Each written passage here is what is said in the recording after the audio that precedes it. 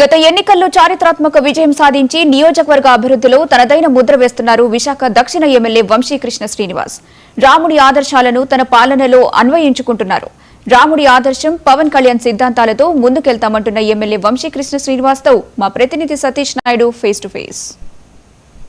విశాఖ దక్షిణ నియోజకవర్గంలో కొలువై ఉన్న 500 సంవత్సరాల పురాతన కోదండరామ ఆలయానికి దక్షిణ ఎమ్మెల్యే వంశీకృష్ణ శ్రీనివాస్ గారు ఇచ్చేయడం జరిగింది. సీతారామ కళ్యాణ మహోత్సవానికి ఇచ్చేయడానికి వచ్చేసారైనా సార్ సనాతన ధర్మం గురించి పవన్ కళ్యాణ్ గారు చెప్తా ఉన్నారు. రాముడు అనగానే గుర్తుకొచ్చేది అందరూ కూడాను రామరాజ్యం సుభిక్ష పాలన. ఈ మీ జనసేన అడుగులు ఏ విధంగా ఉండబోతున్నాయి సార్? ముందుగా రాష్ట్ర ప్రజలందరికీ శ్రీరామనవమి యొక్క శుభాకాంక్షలు. రాములవారి యొక్క ఆశీస్సులు రాష్ట్ర ప్రజలకు ఉండాలని మనస్ఫూర్తిగా కోరుకుంటున్నా. అలాగే రాష్ట్ర ప్రభుత్వానికి ఉండాలని కోరుకుంటున్నాం. అలాగే మీరు అడిగినట్టుగా పవన్ కళ్యాణ్ గారు కానీ లేకపోతే చంద్రబాబు నాయుడు గారు కానీ లోకేష్ అందరూ కూడా అన్ని మతాల యొక్క మనోభావాలను గౌరవించడమే లక్ష్యం. ఇవాళ రాములవారి యొక్క శ్రీరామనవమి కాబట్టి రాష్ట్రం అంతా కూడా ప్రతి ఒక్క పల్లెటూరులో కావచ్చు పట్టణాలు కావచ్చు రామనామ జపంతో మారుమోగిపోతా ఉన్నటువంటి పరిస్థితులు ఉన్నాయి. కాబట్టి ఈరోజు అద్భుతమైన పరిపాలన ఆ రోజు మనం చూడలేదు కానీ రామరాజ్యం నిన్నాం. ఇవాళ అలాంటి పరిపాలన ఈ రాష్ట్రంలో జరుగుతూ ఉంది. ప్రజల యొక్క ఆశీస్సులు శ్రీరాముల యొక్క ఆశీస్సులు ఈ రాష్ట్ర ప్రజల అందరి ఆశీస్సులతో ఒక అద్భుతమైన పరిపాలన ఈ రాష్ట్రం జరుగుతూ ఉంది. ఓ పక్క అభివృద్ధి మరో పక్క సంక్షేమం సమపాలన చేసుకుంటూ ఇవాళ వెళ్తూ ఉన్నారు. ప్రజలకు ఏం కావాలో తెలుసుకొని చేయడమే లక్ష్యంగా ఇవాళ పరిపాలన కూటమి పరిపాలన జరుగుతుంది. కాబట్టి ప్రజలంతా ఆశీస్సులు కూటమి ప్రభుత్వం కూడా కోరుకున్నాం. రామరాజ్యంలో కులమతాలకు అతీతంగా మహిళలకు రక్షణ కలిగించే విధంగా ఉంటుందని అంటున్నారు. అదే విధంగా ఏదుగున్నా గారు ముందు మాట్లాడుతాం పవన్ కళ్యాణ్ గారు ఇదే మాట్లాడతాం రామరాజ్యం గురించి మాట్లాడతారు. మన జనసేన ప్రభుత్వం ఏ విధంగా ఉండబోతుంది?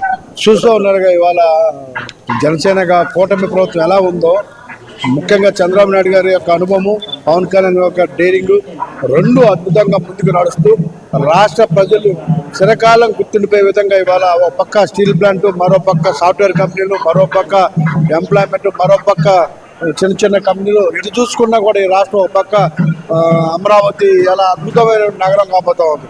ప్రపంచం అంతా కూడా చూసే విధంగా ఇవాళ అమరావతి కాబోతుంది. సో అద్భుతమైన పరిపాలన రాష్ట్రంలో జరుగుతుంది. దానికి ఎందుకంటే నిదర్శనం అవసరం లేదు.